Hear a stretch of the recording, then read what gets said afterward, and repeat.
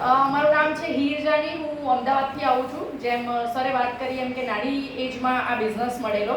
હું મારી વાત કરું તો બહુ એક સારી ફેમિલીથી બિલોંગ કરું છું. જનરલી તમે સાંભળ્યું હશે કે અહીંયા બધા પૈસા માટે આવતા હોય છે, હા કે ના? અને કદાચ તમે લોકો પણ પૈસા માટે જ આવ્યા હશો. તો હું મારી વાત કરું તો મારી સ્ટોરી થોડી ડિફરન્ટ છે. કારણ કે મેં મારી લાઈફમાં એટલા બધા પૈસા જોયા છે અને કદાચ તમે બધાએ ભેગા કરીને જોયા છે ને એટલા મેં જોયા છે, રાઈટ? તો એવા સારા ઘરેથી હું બિલોંગ કરું છું. સ્ટડીની વાત કરું તો સ્ટડી કરતાં કરતાં આ બિઝનેસ મારી સામે આવેલો. બિઝનેસ કરવાનો કોઈ એવો ઈરાદો નહોતો કે મારે બિઝનેસ કરવો છે. પણ થયું એવું કે જ્યારે મારી ફાઇનલ એક્ઝામ ચાલી રહી હતી ત્યારે મારા પગના લિગામેન્ટ બ્રેક થયા હતા, જેમાં ડૉક્ટરે 1.5 લાખનું ઓપરેશન કરાવવાનું કીધું હતું. ઓપરેશન કરવામાં કોઈ વાંધો નહોતો, પૈસાની કોઈ કમી નથી, પણ જીવન સાથે ખિલવાડ નહોતો કરવો. કારણ કે કુદરતે આપેલી હોય એ કુદરતી વસ્તુ આખી અલગ હોય અને કૃત્રિમ વસ્તુ અલગ હોય, હા યા ના? રાઈટ? તો મને મારા હેલ્થની વેલ્યુ હતી અને એવા સમયમાં કહેવાય કે ગુંજન પટેલ સરની અગર વાત કરું તો અમારા ફેમિલી ફ્રેન્ડ છે, મારા ભાઈના ફ્રેન્ડ, રાઈટ? તો એમને અહીંયાના કંઈક પ્રોડક્ટ સજેસ્ટ કર્યા. તો પહેલાં તો સાચું કહું તો વિશ્વાસ નહોતો આવ્યો. કારણ કે તમને પણ જે લોકો અહીંયા લાયા હશે તો પહેલાં તો તમને એવું લાગ્યું હશે ને કે એના ફાયદા માટે કહેતા હશે. તો એ ટાઈમે પર મને પણ એવું થયું હતું કે આ સર જે કે મતલબ કે ગુંજનભાઈ જે કે કહી રહ્યા છે ને એ એમના ફાયદા માટે કહી રહ્યા હશે. એમને કંઈક મળતું હશે એટલે મને બતાવી રહ્યા છે, રાઈટ? તો અહીંયાની થોડી સપ્લિમેન્ટ્સ મને સજેસ્ટ કરેલી. મારી પાસે કોઈ ઓપ્શન નહોતો એટલે મેં ડૉક્ટરને વાત કરી. ડૉક્ટરે મને કીધું કે આ બહુ જ સારી વસ્તુ છે, તું લેવાનું ચાલુ કર. મેં લેવાનું ચાલુ કર્યું ને લગભગ 1 મહિનાની અંદર રિકવરી હતી. જનરલી આપણો પગ આમ લબડતો હોય, મારો પગ આમ લબડી ગયો હતો, રાઈટ? તો અહીંયાના પ્રોડક્ટ્સ લેવાથી મારા લિગામેન્ટ સંધાવા લાગ્યા, હું ચાલવા લાગી, સારું થઈ ગયું. અને એ ટાઈમે 3-4 મહિના ડૉક્ટરે મને છે ને રેસ્ટ કરવાનું કીધું હતું, આરામ કરવાનું. હવે કેવું છે કે 4 મહિના તમે ખાટલામાં રહો તો કંટાળી જાઓ કે નહીં, બરાબર? અને મારું સ્ટડી ઓલમોસ્ટ ખતમ થઈ રહ્યું હતું એટલે મારા કરિયરની શરૂઆત થવાની હતી, રાઈટ? જિંદગીમાં મારા ઘરે કહેવાય ને કે કોઈએ જોબ નથી કરી, કારણ કે હું બિઝનેસ ફેમિલીથી આવું છું. મારા પપ્પાનો બિઝનેસ છે, ભાઈનો બિઝનેસ છે, મારા કાકા બાપા બધા જ બિઝનેસ કરી રહ્યા છે. તો અમે લાઈફમાં ક્યારે જોબનું નહોતું વિચાર્યું. કારણ કે જોબમાં કેવું હોય ખબર છે, જી સર હા સર કરવું પડે જે અમને પસંદ જ નથી. અને પર્સનલી મારી વાત કરું તો મને પસંદ જ નથી.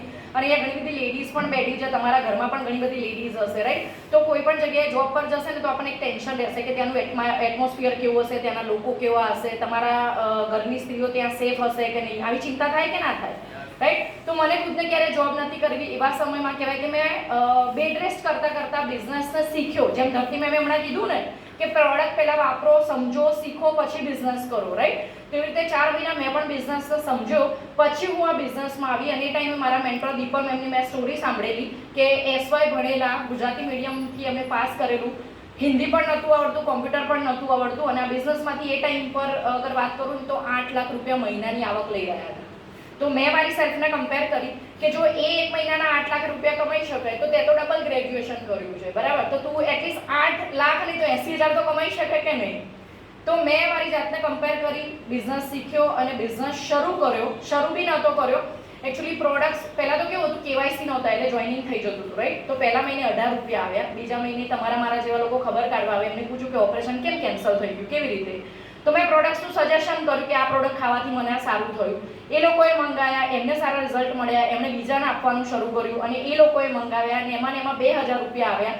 2000 જ્યારે આવ્યા ને તો મને એમ થયું સારું કશું નથી કર્યું, ઘરમાં હું બેસી જ રહી છું, તો બી 2000 આવ્યા તો કરું તો કેટલા આવે? પછી પ્રોપર મેં બિઝનેસને શીખ્યો, બિઝનેસ કરવાનો શરૂ કર્યો.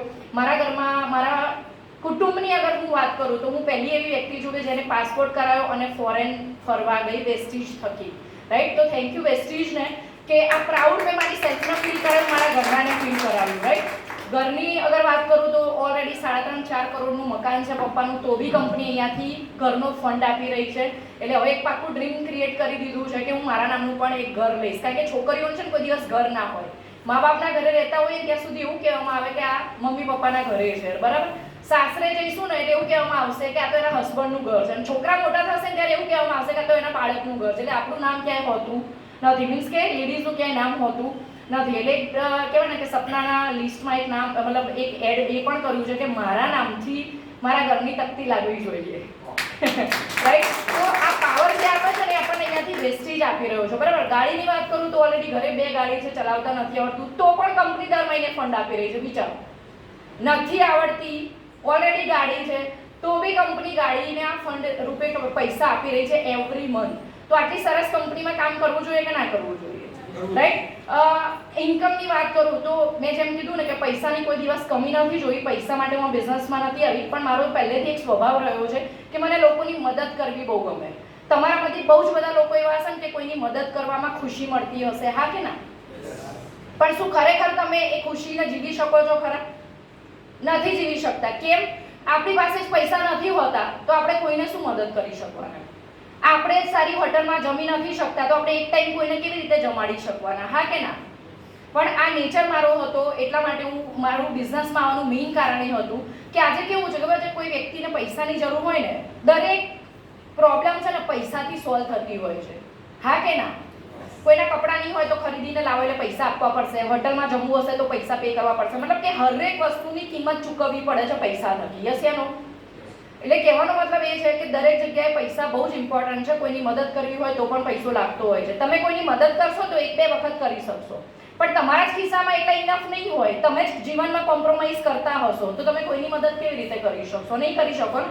એક લિમિટ આવી જાય, એક કહેવાય ને, કોઈ ફ્રેન્ડ બી પૈસા માંગશે ને, કોઈ ભાઈબંધ દોસ્તાર, એકવાર ફોન ઉપાડીને 500 1000 કે 5000ની મદદ કરશો, બીજી વાર ફોન આવશે ને એટલે તમે સ્વિચ ઓફ કરશો, કાં તો બ્લોકમાં નાખશો, કાં તો બહાર છું એમ કહીને એને અવોઇડ કરશો, હા કે ના?